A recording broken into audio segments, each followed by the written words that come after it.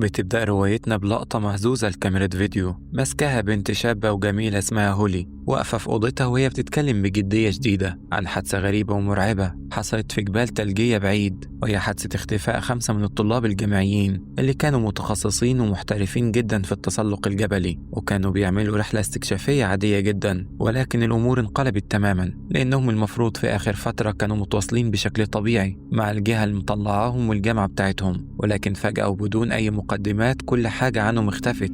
الإشارات قطعت ومحدش عارف عنهم حاجة، وكأن الأرض انشقت وبلعتهم. بتبدأ هولي تشرح لنا وهي بتعدل الكاميرا إنهم دلوقتي فريق مكون من شباب بيحب المغامرة، قرروا إنهم يحققوا في الموضوع بنفسهم، وإنهم يطلعوا في بعثة بحثية خطيرة عشان يلاقوهم أو يلاقوا أي أثر ليهم. وبتقول عن الناس اللي يطلعوا معاها في الرحلة دي إنهم ناس عشوائية جدا ومش فريق رسمي، ولكن كلهم بيجمعهم صفة واحدة، وهي إنهم بيقدروا يطلعوا الجبال وعندهم لياقة عالية، والأهم من ده ومش بيخافوا من حاجة حتى من المجهول. وبعدها المشهد بيتحول وبنشوف تقرير إخباري على قناة 24 الإخبارية الأمريكية، والمذيعة بتتكلم بلهجة قلقانة عن الانهيار الجليدي اللي حصل في المنطقة دي، وإن ده أكيد بسبب اختفى الطلاب، وإن الناس دول كانوا محترفين ومعاهم معدات حديثة، لكن الجليد والطبيعة الغاضبة ملهمش كبير ومحدش يقدر يقف وسطهم. ولكن التقرير بياخد منحنى غريب لما بييجوا بعض العلماء والخبراء اللي بيقولوا إن الاختفاء ده مستحيل يكون طبيعي أو مجرد انهيار ثلجي، وإن في ظواهر خارجية غامضة حصلت زي تدخل فضائيين أو حاجة مجهولة خطفتهم وقضت عليهم. وده بيخلي الرعب يزيد في قلوب الناس اللي بتتابع الأخبار، وبيقولوا في التقرير إن المنطقة دي ملعونة، لأن سنة 1959 كان حصل حاجة زي كده بالظبط، وماتت مجموعة كاملة في ظروف غامضة، وبعدها بسنين حصل اختفاء لناس تانيين، ولكن المرة دي لقوا التليفون بتاعهم وشافوا تسجيلات مرعبة جدا متسجلة عليه إنهم كانوا خايفين ومرعوبين من حاجة، وكان في ضوء أخضر غريب وساطع في السماء، وبيقولوا إن دي سفينة فضائية أو كائنات مش من كوكبنا هي السبب في كل الكوارث دي. وبننتقل بالكاميرا لبلدة كئيبة ومعزولة اسمها بيتر كاروف، ودي بلد قريبة جدا من الجبال اللي حصلت فيها الكوارث دي، وبنعرف إن حصل هناك انهيار جليدي من فترة، والجو العام في البلد دي مليان خوف وسكون. وبيروح الفريق بتاع هولي علشان يعملوا لقاء صحفي مع دكتور المستشفى الوحيدة اللي هناك عشان يفهموا منه طبيعة الإصابات أو لو في ناجين، ولكنه بيرفض بشدة وبعصبية، وبيقول إنه هو مش هيعمل أي لقاءات ومش عايز يتكلم في الموضوع ده نهائي، وكأنه خايف من حاجة أو متهدد. ولكن وهم واقفين محبطين تحت المستشفى بيشوفوا إن في واحد مريض واقف في الشباك اللي فوق، وبيرفع لهم إشارة مكتوبة بخط الإيد على لوحة كرتون، ولكن طبعا بيكون الكلام مكتوب بالروسي، وهم فريق أمريكي مش فاهمين أي حاجة من المكتوب، ولكنهم بيفضلوا يلفوا حوالين المنطقة شوية عشان يشوفوا لو قادرين إنهم يحددوا أي حاجة يفهموا منها الوضع.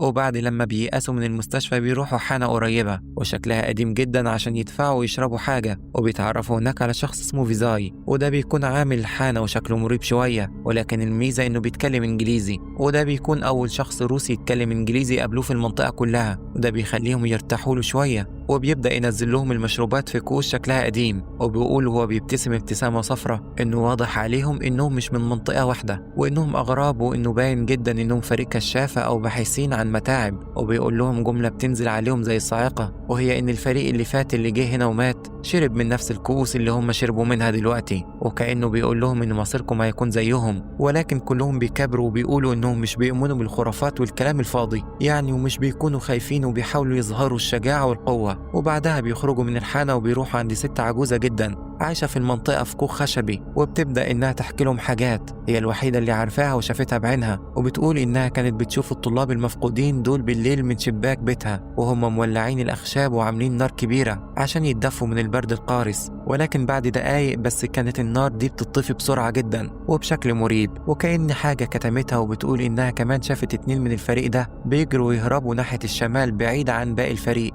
وإنهم كان معاهم آلة غريبة جدا وماسكينها بحرص، وإنها متأكدة إنها لقت 11 جثة مرمية عندها في الحديقة الخلفية لبيتها بالليل، وكانت مرعوبة جدا. ولما صحت الصبح وخرجت تشوفهم لقيتهم إنهم مختفين ومفيش أي أثر ليهم، وكأن الأرض اتشقت وبلعتهم. وده بيخلي هولي والفريق بيبدأوا يقلقوا بجد من كلام الست دي لأن تفاصيلها دقيقة ومرعبة. وبعدها بيقرروا إنهم يطلعوا الجبل وبيبدأوا الرحلة الحقيقية، وبيروحوا عند الجبل اللي بيكون السكان المحليين سموه جبل الموت بسبب كثرة الحوادث عليه، ولكن الفريق بيكون باين عليهم إنهم مبسوطين جدا ومش حتى خايفين بربع جنيه، وبيحاولوا ينسوا كلام الناس وبيعملوا حفلة شوا كبيرة وسط التلج وبيشغلوا موسيقى. وبيقولوا إن الموضوع مثير جدا ومغامرة العمر، وكل واحد فيهم بياكل الأكل اللي معاه وهو مبسوط وبيضحك من غير حتى ما يفكر بكرة في إيه ولا إيه اللي مستنيهم. ولكن هم بيخيموا وبيجهزوا الخيم بتاعتهم للمبيت، بيلاقوا آثار رجلين كبيرة جدا ومحفورة في التلج، ولكن الغريب إنها شبه رجلين البني آدمين. وبيقولوا إن دي حاجة غريبة ومرعبة، لأن ولا واحد فيهم رجله كبيرة بالشكل ده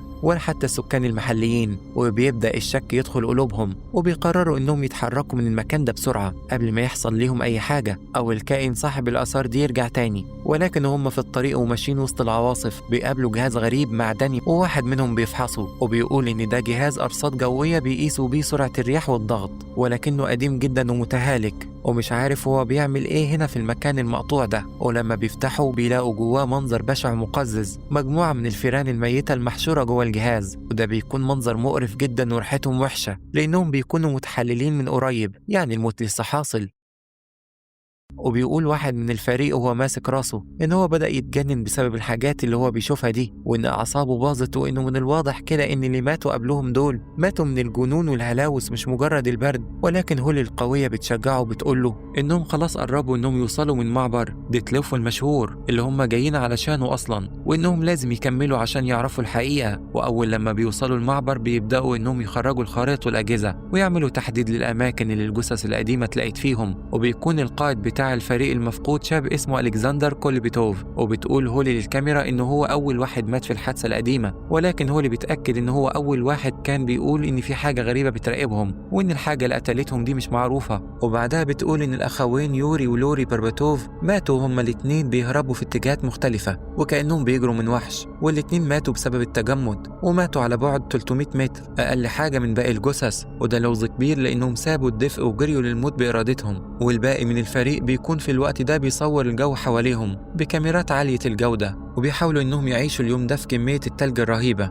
وبيوثقوا كل لحظة وبيقولوا إنهم بس يخلصوا البحث ويرجعوا لبيوتهم والدنيا هتكون زي الفل. ولكن هم بيتمشوا بالليل والكشافات في ايديهم بيحسوا ان في حد كان هنا من قريب وان في عيون بتراقبهم من وسط الضلمه. ولكن شاب اسمه جينسون بيلاحظ ان في حاجه صلبه مستخبيه تحت التلج، ولما بيبداوا انهم ينزلوا التلج ويحفروا بايديهم وبالمعدات بيعرفوا ان ده مدخل كهف او نفق، ولكن له باب معدني ضخم ومقفول، ودي بتكون حاجه غريبه جدا وغير منطقيه في مكان زي ده. ولكن جينسون بيخاف وبيقول ان ده ممكن يكون قاعده عسكريه سريه، وإن ده خرق للنظام الروسي وإنهم كده بيعرضوا نفسهم للخطر الحقيقي وممكن يتسجنوا أو يتقتلوا. ولكن هولي بتصمم وبتقول إن هي مش هتمشي من هنا غير لما الباب ده يتفتح وتعرف إيه اللي وراه، لأن هي جاية أصلا عشان تكشف الأسرار دي. وبيسمع كلامها تحت ضغط الفضول، وبتقول إن هم لازم يسيحوا التلج الأول المتراكم على الباب. ولما بيكون راجع للمخيم عشان يجيب باقي الفريق، هولي بتقول إن هي مش عايزة حد يعرف خالص من باقي الفريق لحد ما هما الاتنين بس يعرفوا هو إيه اللي جوه، علشان لو في خطر أو كنز يكونوا هما اللي اكتشفوه الأول.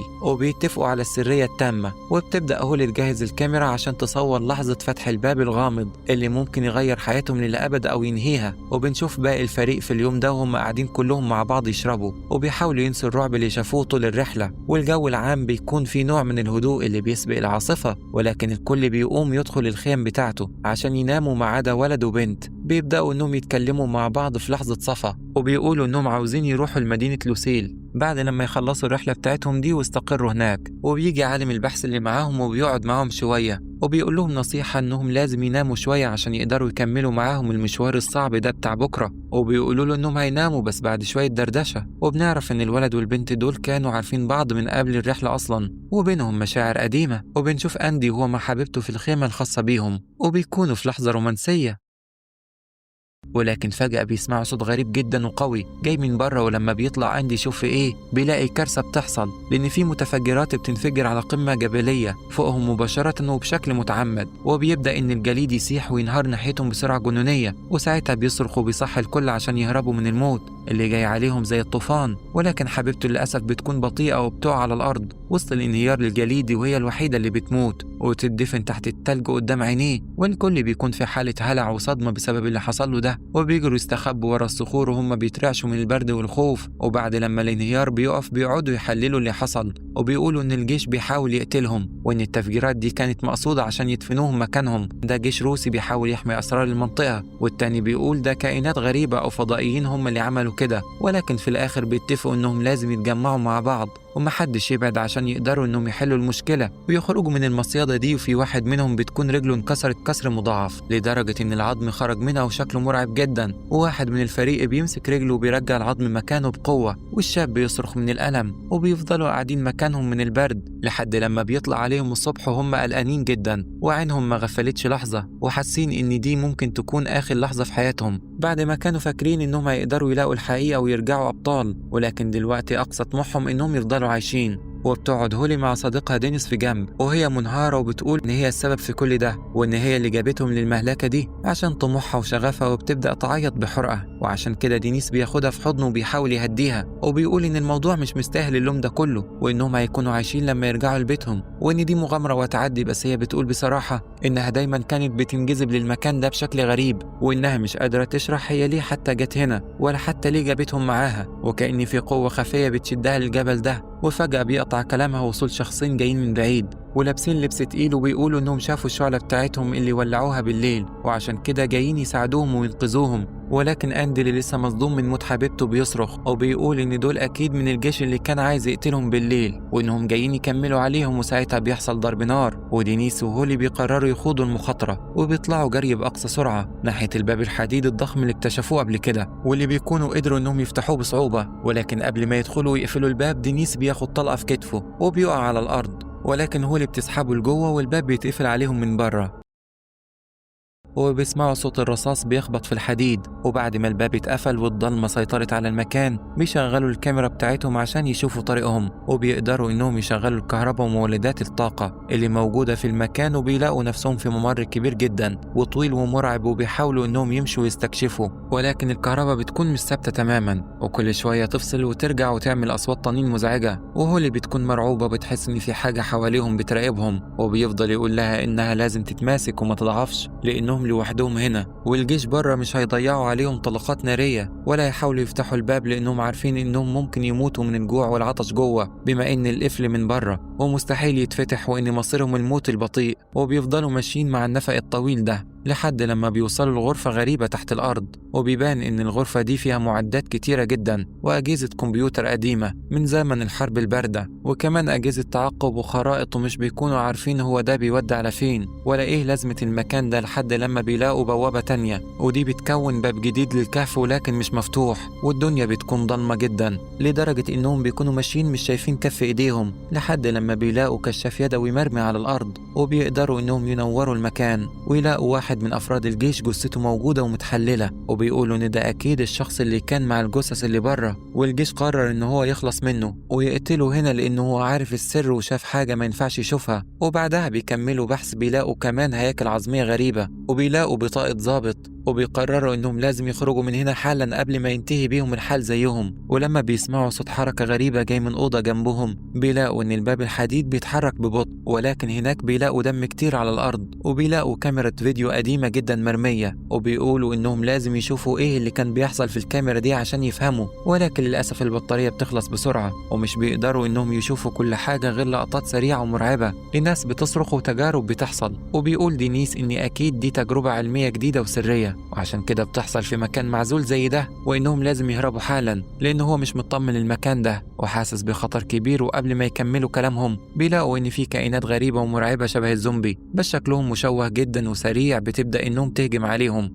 وبيبان إن دول أصلا كانوا ناس عادية أو مساجين حصل عليهم تجارب فيلادلفيا وتجارب الانتقال الآني، وخلتهم وحشيين جدا وبياكلوا لحوم البشر وفقدوا إنسانيتهم تماما. وبيبدأوا إنهم يهربوا منهم ويجروا بعشوائية كبيرة في الممرات الضيقة، ولكن الوحوش دي بتكون في كل مكان، وبيطلع لهم من فتحات التهوية ومن الأبواب الجانبية. وبتطلب هولي من صديقها إنه يخلي باله وهو بيجري لأنهم بيجوا من اليمين والشمال ومحاصرينهم، وبيقدروا بمعجزة إنهم يوصلوا البوابة تفصل ما بينهم وما بين الوحوش دي. ولكن بيستغلوا إن الوحوش وقفت فجأة، لكنهم ما عملوش كده وما قربوش من البوابة دي، بس بيتفاجئوا بالمكان اللي هم دخلوا فيه لأنه بيكون مكان واسع جدا وفيه جهاز ضخم وغريب وبيطلع ضوء ساطع وأشبه بالبوابة الزمنية أو ثقب دودي. ولكن بيقول دينيس بصدمة إن دي مش بوابة زمنية لأي حد، وإن ده المكان اللي بيوصل منه الكائنات دي لعالمنا أو اللي حولهم لكده، ولازم يهربوا من هنا بسرعة قبل ما يحصل أي حاجة. لأن لو الجيش عرف إن هم وصلوا للمكان ده هتكون مشكلة كبيرة وهيدفنوهم أحياء عشان السر ما يطلعش. وفجأة بطارية الكاميرا بتاعتهم بتخلص تماما ومش بيكونوا شايفين أي حاجة لحد لما هو بيشغل كاميرا جديدة اللي لاقوها في المكان، ولكن الضوء بتاعها بيكون خفيف جدا وشاشة العرض أبيض وأسود. وبتقول هولي بصوت مليان يأس إن هي عمرها ما كانت تتصور إنها ممكن تكون في مكان زي ده وإن نهايتها تكون كده. ولكن دينيس بيحاول يديها أمل وبيقول إنهم لو شغلوا دماغهم شوية ممكن يخرجوا من هنا ويلاقوا مخرج، ولكن هو بيقول كده عشان عايز يهون عليها مش أكتر. وهو عارف إنهم هالكين، وهي بتقول بذكاء إن ده شيء مستحيل